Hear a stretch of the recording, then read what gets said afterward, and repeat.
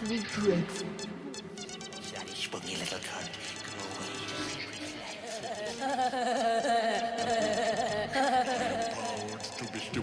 I am proud to be stupid. Tonight on Brass Eye, are we in a state of irreversible decline?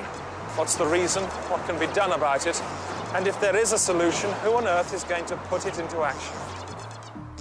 Or is everything just great?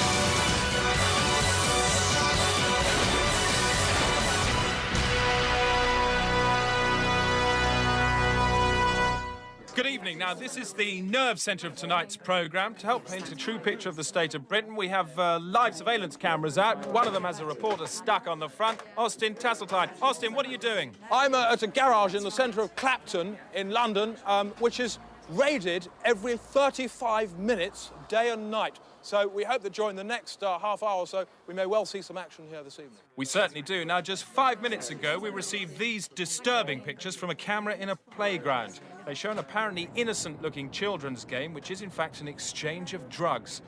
There they go. And if you think about it, those two children are extremely lucky not to have been killed to bits.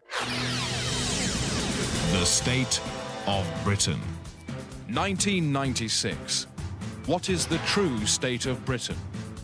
Basking in rude health? Or sick to the guts.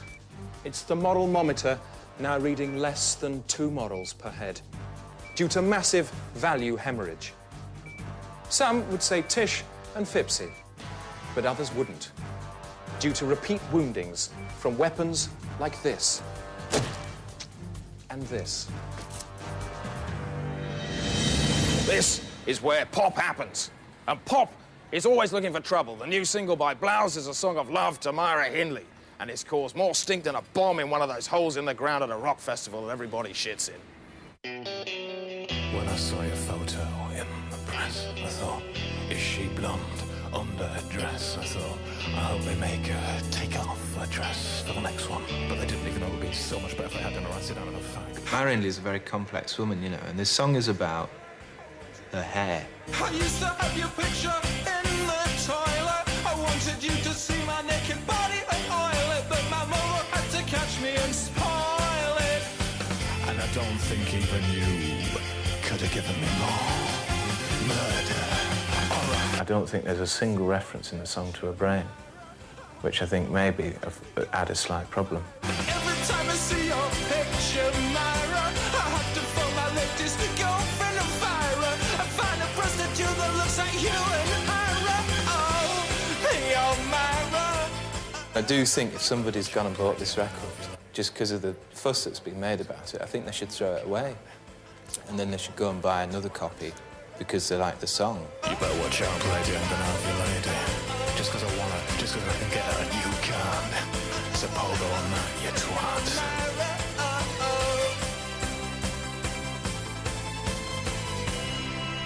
Traditionally, we turn to the Bible for help, but now even that's been devalued by those who used to espouse it.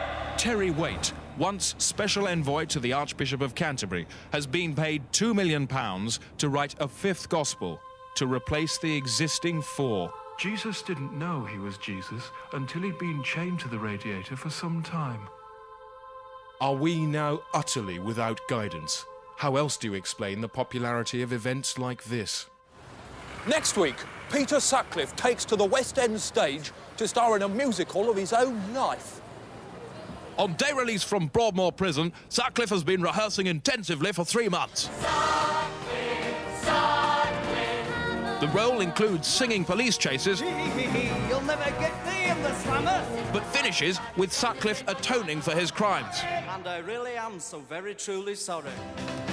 Co-star Marigold Blenny says he's a kind man with a sense of humour. Oh, you see how dark it is here? I mean, he's always jumping out at you. Oh, like this. So what's the audience going to make of it? I think they'll go away thinking, Maybe he's really a misunderstood man. Maybe that, 20 years ago he was taking the piss. But not everyone sees the positive side. Peter Sutcliffe is allowed out under police escort from Broadmoor to perform a work about his own life in musical form. The catch is, you see, he appears on stage and he says, "I'm sorry." I don't care what he's saying. Don't he's saying he's forfeited his rights to society by doing so much damage to society. His agent says it's a... His agent? What a game he's got here. Yeah, I know. What Isn't an it? agent? Well, a man who is in jail for the life. producer of the show. The producer of the show. Well, there shouldn't be a show. Should we revive our ailing culture, or should we just put it out of its misery? Or should we bring it back to life and then shoot it for letting us down so badly? You haven't got a clue, have you? But you will do if you watch for 30 minutes.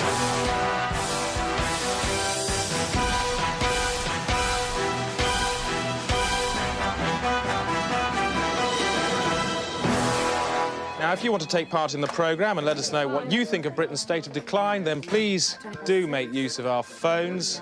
Just like to check at that garage where there could be an incident at any moment. Austin Tasseltine is there. Austin, anything... Austin, oi! Anything happened? No, nothing. Well, I mean, earlier on there was a small incident with a pen, but no, nothing serious, no. Can you tell me exactly what you mean by a small incident with a pen? Well, we don't know for sure. So why mention it? Just, it was a small incident, that's all, with a pen. Thanks, Austin. Well, now to shocking events that have actually happened, as we lift the whistle on drugs in the workplace and show how employees at Shaftesbury's Jams in Colchester are using illegal high drugs on a daily basis. Shaftesbury's Jam has run at a profit since 1977. Staff are encouraged to use cannabis, cocaine, crack and heroin whenever they feel the need. It's the weekly production meeting. The new product, Loganberry Jam, is behind schedule. Yeah, there is a delay. It's a twofold problem, really. I needed a clearer indication from marketing about 5 weeks ago of the shape of jar that we were going for. If I'd had it then, we'd only be about a week behind now. But I've got a couple of points I'd like to make here. I mean, Graham's lead times are way too long. They're not my lead times. These are the times given to me by the company. The company has used drugs to improve its performance for the past 17 years. Far too long. That's what's holding us up. Exactly. An hour later, the drugs are speeding efficiency and decision-making. The odd shirt is changed as old veins are damaged, and a small vomiting has taken place. There's no conceivable way we can make a profit. It's pretty fucking simple. The only problem seems to be Matthew, a new recruit from Spiller's Dog Foods, who's inexperienced at crack. Prestige jam, and that's what we've done. He's beginning to suffer. Having 75% fruit content. We do still have a prestigious product, Mandy, but I must agree with Matthew on this point. Because of financial restraints, our hands are tied. What if the lids were berry-shaped? Okay. We could have berry-shaped lids. No, we'll start at 70%, and then over a 2-year period, we'll decrease to a 55%. 18 months. I don't see how we can do that. Well, because of our restraints, I'm afraid. Run it. Going with what I decided. And I've decided that we'll start at 70%, and then over a 2-year period, we'll reduce to 55%. 18 months. No, I think 2 years has got to be the period, Matthew. I think 18 months is too short a time. Next business. Apricots. More jar trouble, Graham. Yeah. They're breaking. It's just it's a temperature control. Jam's coming out about a couple of degrees hotter than normal. Just really got to work on the thermostat of the valves. We should be all right. It's nothing to do with the German machinery. No, the machinery's fine. With the machinery itself. In time, Matthew will learn his level. With company profits still rising, it is unlikely that anyone here will want to change the chemistry.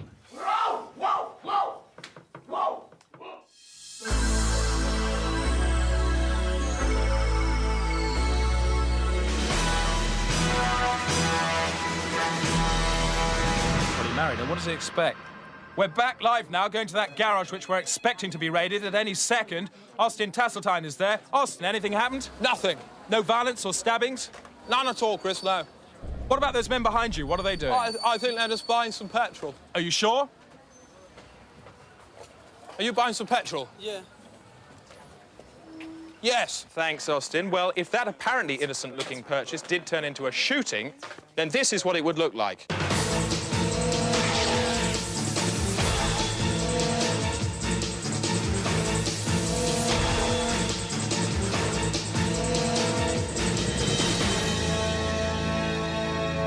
Now, according to experts, that's exactly what would happen. We certainly hope so, yes. Belt up.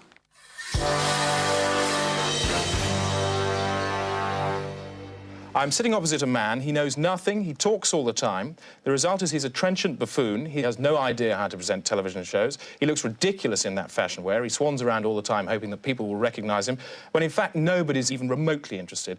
He's taking up enough time on this show already, and he hasn't even opened his mouth. God knows why he's here. I've nothing to ask the guy. And for all I know, he may well be a bit of a Coco Shunter too. Darcus Howe. What's a Coco Shunter? Coco Shunter, that's just what I've got. Oh, sorry, that's the introduction to Robert Elms. Sorry, do you know Robert Elms? I've just read out the introduction to Robert Elms. You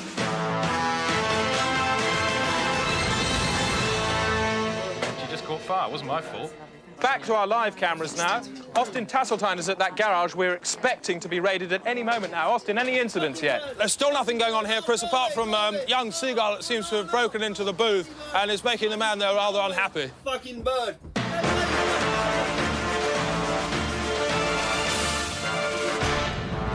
In a few minutes, has even our sense of fair play been eroded? News exposes the growing fashion for torturing golf caddies. There's what they call a tea sandwich. And you hear that question, do you want tea? And that means just 20, 25 golf teas, mixture of wood and plastic in 2 big hunks of bread. And you're forced to eat that.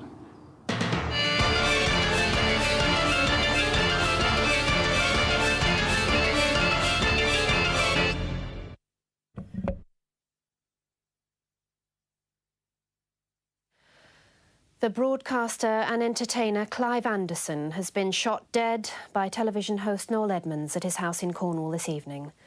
Police attended the incident but were prevented from entering the grounds by machine gun fire. From Cornwall, Vivian Banch reports. The incident took place at around 7:30 during dinner when Mr. Edmonds produced an automatic weapon and began shooting indiscriminately at his guests. One servant witnessed the bloodbath but managed to escape intact. I came round the grounds, round the back way, and then got through the fence over here. Any idea why Edmonds has done this? No idea. He's never done it before. An hour later, Edmonds appeared at a top window with blood on his face and threw what may have been a head onto the ground below. It is not known what happened to the other guests, but Edmonds has now taken up position on his roof with an armoury of precision weapons. Less than half an hour ago, he was seen firing a rocket launcher at a wedding party over a mile away. The estate is now surrounded, but police fear he may take to the air in a helicopter gunship and start spreading his massacre over hundreds of miles. The world of show business has tonight reacted with sadness and horror. Well, I just heard a rumour about it. I don't know what's happened at all. Apparently Clive Anderson was shot. Clive Anderson was shot? By who? Not by... By Noel Edmonds, yeah. What? No. I'd say there's no excuse. None whatsoever. And if Edmonds is still inside the house? Well, just shoot him. I mean, people like me, we're supposed to be rascals. But it's your Edmonds, your Thomas Hamiltons, your Hungerford guys, all so-called nice people. They ought to shoot him off the roof as quickly as possible. Yes. And there'll be an update at 11:30 after our next scheduled programme.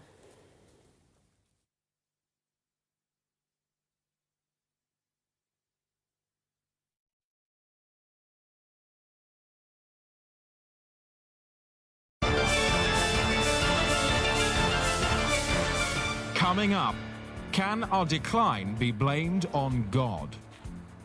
This is the house of God. So where's the landlord? It's infested with rot. I doubt if he's paid a visit in 20 years. These people, look at them. They're nothing more than tenants in a dead man's shack. That idiot pukes it out and they hoover it up like sick puppies. Just a second, Father. When did you last check your facts? My point entirely. We've had this book analysed. It reads like the ramblings of a drugged horse. The question tonight, is God confused like his prating truth pimps, or is he dead?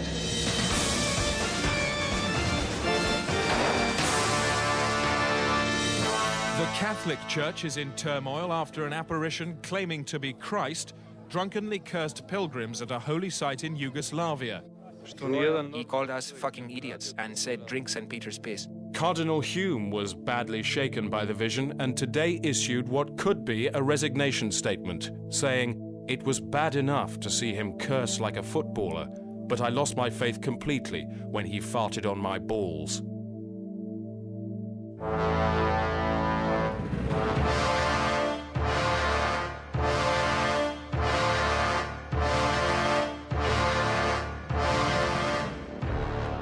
Welcome back. I was about to read out some of this drivel that you've been phoning in all evening, but luckily we've been saved from that because there has been an incident at that garage. Nothing more than a seagull attack when we were last there, but it's got a bit more dramatic. Austin Tassel time. What's happened? Things have become completely exciting here because the ferocity of the seagull became very unpleasant towards the man, and the man panicked and started shooting at it with some flaming lighter fuel. That's when I thought, no, because back garage, and the bird caught fire and smashed through the window into the forecourt next to a man who was filling up his car with petrol. And at this point, I find myself flying through a hedge with precaution. The garage man produced an air pistol and started shooting at the bird, but instead he hit the man in the knee. And the man, I think, must have wheeled around and sprayed absolutely everything with petrol because when the bird blew up, the whole place went sky high. And I've certainly never seen any... I mean, I'm not sure if this is a true disaster or just a cross between a very unpleasant event and a rather stupid one. Thank you.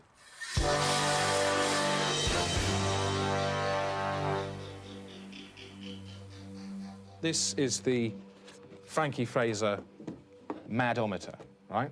So it's a low miff down here, and mad as a lorry up that end, and all the stages in between. Some examples, right? Somebody gives you a bit of verbal GBH of the ear roll. Is that low? That's low, yeah. That's low, OK, so that might go there. Some Herbert's touching up your bird. Wouldn't like that, no. OK, fondled by a nonce. Oh, he'd suffer for that. Right, OK, so that might be up here. Being grassed up to the filth. That would have to go up here. Right up here. OK, now I'm interested to see what happens now. Reading about a pervert who interferes with the kids. Well, if you had another one further along here... So that can go actually off the scale? Yeah. All right, and I just want to... Anything go with him. Anything at all? Anything. Right. Here you are being grassed up to the filth. How would you feel if you there had accidentally grassed yourself? Well, that's my own fault in the bed, wasn't it? So that would make you less mad? Well, if I've exactly identically grassed yourself, you'd have yourself to blame. But how on earth could you grass yourself? I don't know, you might have got drunk or something, you might have given yourself away. No way, no, you don't do that. That can't happen, no. We're too experienced, yeah. Was there ever a time when you weren't experienced? Never, no. Do you think you were born experienced enough not to grass yourself? I think so, yeah.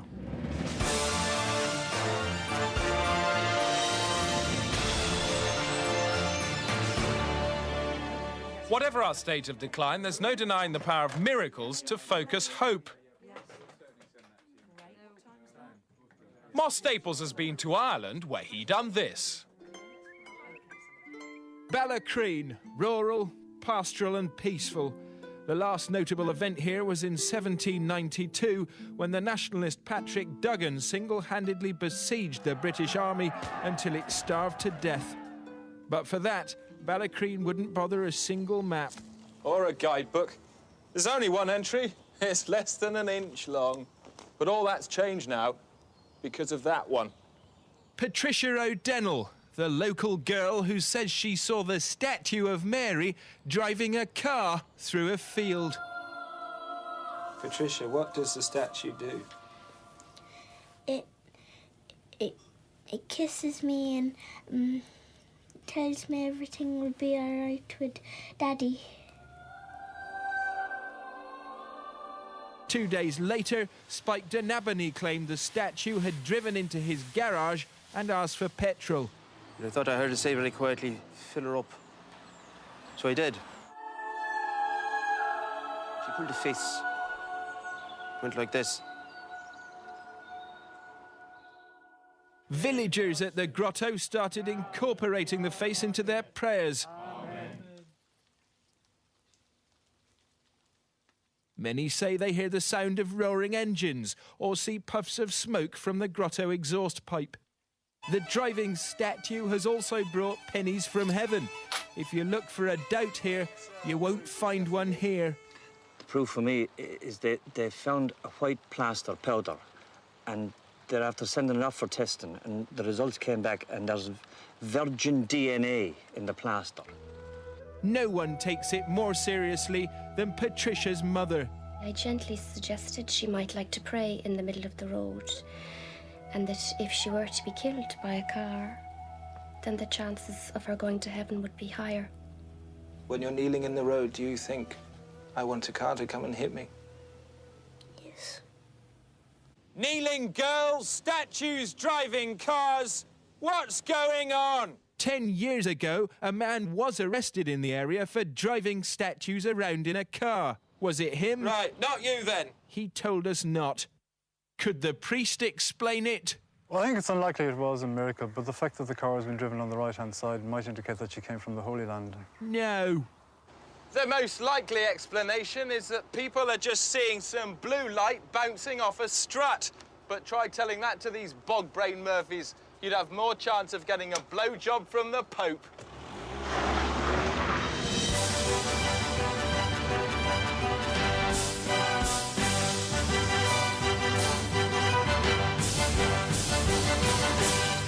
Well, just a moment to recap on the state of Britain. Your phone calls tonight have been described variously as rabid, pig-ignorant, and stultifyingly ill-informed.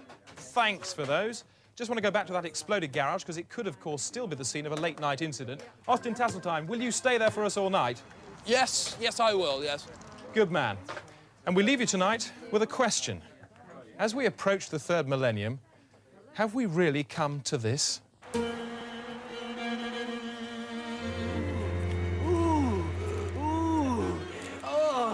I'm afraid the answer is yes.